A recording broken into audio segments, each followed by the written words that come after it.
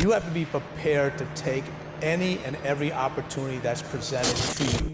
All right, nothing's just gonna happen. You know, everybody say it's all on you.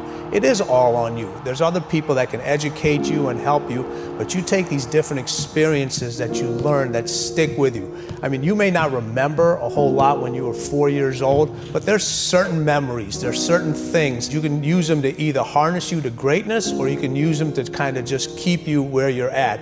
And most people are just satisfied with at. There's always a next level. Your definition of greatness and what you want to achieve could be totally different than somebody else's. You know, we always say, no one wants to be first, okay, because they're afraid of the consequences that come with doing something first. Most people, when the game ends or they sign a contract, they exhale. The champions never exhale. You know, I got an awful lot of good advice from my dad, and he didn't lay it on me. I mean, he just, you know, you picked it up from him, but there was never any of this, you know, do this, do that type of thing at all. But I think he really taught me that it's more important in terms of what's on your inner scorecard than your outer scorecard. I mean, some people get in a position where they're thinking all of the time of what the world's going to think of this or that instead of what they themselves think about it. If your inner scorecard, if you're comfortable with that, I think you're gonna have a pretty happy life. And I think the people that strive too much for the outer scorecard sometimes find that it's a little hollow when they get all through. I always hated day jobs and stuff, and so I got a day job, and it ended up being pretty good. But admittedly, I was there for 5 years. At a certain point, it was a narcotic. All right, I didn't have to keep pursuing my dreams because, you know, it's not what I want to do, but it's sort of kind of close. And if I didn't have an artist soul burning in me, I could have made myself happy. To anybody else, it would have been a fulfilling life. It wouldn't have been for me because I would have known I would have had something to say that I didn't get a chance to say. But it did put me to sleep for a while. And I've always just thought, I mean, what really got everything kind of truly going for me, you could point out a lot of different things, but the bottom line is the fact that I realized that even the group of people I hung around with, they were all great fellas and great gals. But, you know, it was easy for me to think that I was doing a lot because I was doing more to try to move myself forward than they were. But, you know, that's not, okay, I'm a big fish in a puddle. Somebody who makes $80,000 a year being a blogger about basketball is like being the 12th man on a team. You made it to the league, but you're not LeBron. You're one of the best basketball players in the world, but nobody knows who you are, kind of thing. Like, there's no shame. As a matter of fact, the practicality of making $80,000 a year being a blogger about basketball because you love it versus making $109,000 a year as a lawyer is a great arbitrage for a lot of people. It's the unlocking happiness. Like, is your life better making $109,000 a year being a lawyer versus making $80,000 a year being a full-time basketball content provider? You know, I don't know people's situations. You may have loans, you may have this, but if you can afford it, I promise you, you're gonna be way happier doing the stuff that you want to do. We're trying so hard in our lives to fit in. We try to fit into certain groups, certain frats, certain sororities, you know, among certain friends, yet the people we idolize are the ones that stand out. But when you're prepared, there is no fear. There is no fear of failure, okay? Because even if you've walked out of something and you feel like you failed at it, your preparation is so strong that you're gonna take that failure and turn it into the outcome you desire. And most people stop at failure. Okay? We've all failed at things. I'm going to continue to fail at stuff. Right? It's the most powerful tool you can use. But it all depends on how you use it. You know, we talk about it in Relentless. Okay? A scalpel. Okay? In the hands of an individual, it can do unbelievable damage. In the hands of a professional, of a doctor, it saves lives.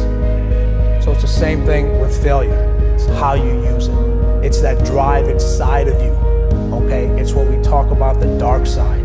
The dark side is filled with failure, but it's the fuel that burns you like something that's never burned inside you before. I believe who you are is who you spend time with. Yeah, who you spend time with is who you become.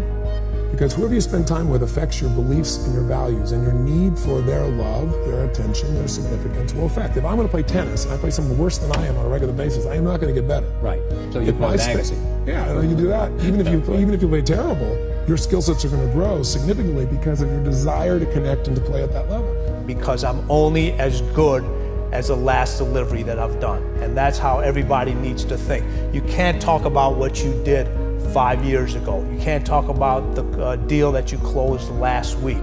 Okay? You can't talk about your sales for last month. Okay? Those things are expected of you. Don't expect to get a pat on back for doing your job. Another thing that you can do is never, ever complain. When I see people complaining, I'm just like, what are you doing? Like, your life is so short. Are you really gonna sit here complaining? Let me put this in perspective, okay? I'm 34. Okay, I'm 34 now. Now, in my 20s, I didn't know that many people that died, okay? As you start to hit 30, people start to die, okay? I had a friend that died last week, okay? People are just gonna start dying, okay? I've also almost died myself a couple times. Who here in this room has almost died before? Put your hands up. Look at that. Look at that crowd. Now, if that many people have almost died, let me be a little morbid and freak you out here. How many people here weren't here to put their hands up? There's probably like little ghosts of people like, I actually did die, like right in this crowd right now. That is going to be you, okay? You are gonna be dead soon enough. So don't waste your time complaining, okay? Don't waste your time complaining. It is a terrible, terrible idea, all right? So basically what you want to do is like never be negative, never complain. There's so many individuals out there that are so talented in different things that never accomplish anything. Okay, the world is filled with talented people. You know a lot of them yourselves, okay? And they never accomplish anything. With talent has to come preparation, has to come action, has to come development of being able to take those talents, take those skills, continue to develop them, continue to sharpen them physically, continue to sharpen them mentally, because at some point your physical talent is going to diminish as a professional athlete. That's just a fact, okay? But what keeps that competitive edge, what keeps you on top, is the ability to think and prepare mentally over and over and over again. The body has limitations, the mind does not. We focus so much on what goes on from the neck down that we forget it all starts from here. Everything starts from there. If you're not mentally ready, you're never really physically prepared. And that's where the preparation starts. I firmly believe that everybody in this room, everybody on this planet has a gift. It's your job to figure out what that gift is. Then it becomes your job to decide whether you're going to act on that or not. Success does not come from making a few major important decisions correctly, and in fact it's very much the opposite. The truth is, success happens when you make the smallest, seemingly easiest, apparently most insignificant decisions correctly, consistently, every day for a long time. Let me give you an example. If you have a burger today, you won't be unhealthy tomorrow. And in the moment, having one burger won't seem to matter. In fact, it doesn't really matter. And if you have a burger every single day this week, you probably still won't be unhealthy. But in a year's time, after eating a burger every single day, you'll be a burger. And you know, we all make thousands of tiny decisions every single day, and these small decisions seem like they don't matter, but in fact, they are all that matters. And these small decisions compound over time to define who you are right now. And you are, right now, a product of the billions of unimportant, tiny decisions you have made in your life.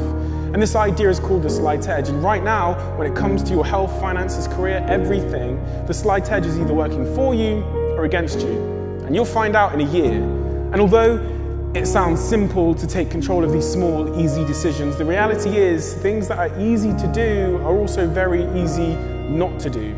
And for me, the way to take control is to have a very clear vision of who you want to be 1 year from now, 2 years from now, and ask yourself in the moment, is this decision, browsing Instagram for hours, eating McDonald's, partying, going to move me closer to that person or further away? And you have to have faith that there's something always working in the background for all of us right now that we cannot see.